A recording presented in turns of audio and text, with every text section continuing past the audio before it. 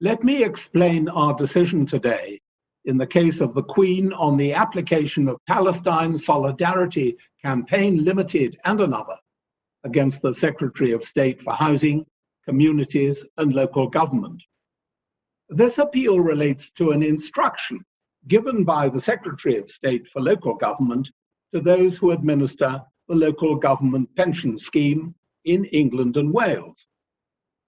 Unlike most public sector pension schemes, which are funded out of overall government resources, the local government scheme requires each local authority to pay pensions out of a ring-fenced fund which it administers.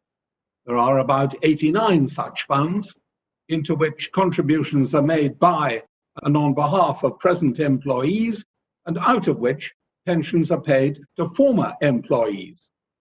The role of the administrators of the funds is similar to that of trustees.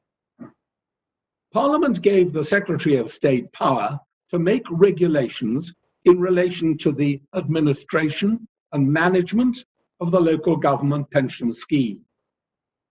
Pursuant to it, he required the administrators to formulate an investment strategy in accordance with what he called guidance, but which was actually instruction.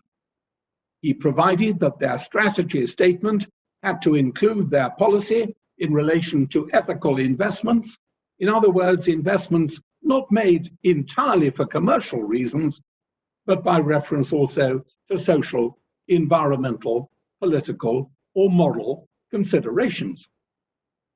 In these proceedings, two claimants challenge the lawfulness of parts of his instruction to the administrators about the policy which they should include in their strategy statement in relation to ethical investments. For in one part of it, he declared it to be inappropriate for them to pursue boycotts against foreign nations and UK defence industries, save when they accorded with government policy. And in another part, he instructed them not to, quote, pursue policies that are contrary to UK foreign policy or UK defence policy, end of quote. The question is whether the power given by Parliament to the Secretary of State was wide enough to have entitled him to issue this instruction. If not, it was unlawful.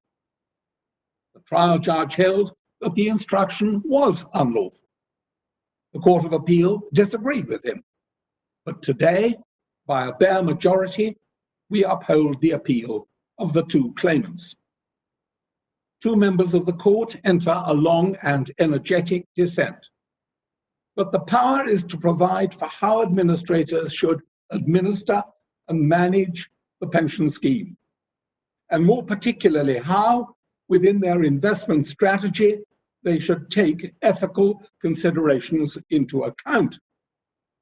We in the majority are satisfied that it does not extend so as to enable the Secretary of State to prohibit the administrators from making ethical investments unless they happen to accord with central government policies, which no doubt change from time to time, and which have nothing to do with pensions. That was not part of Parliament's purpose when conferring the power. So those two parts of the instruction are unlawful.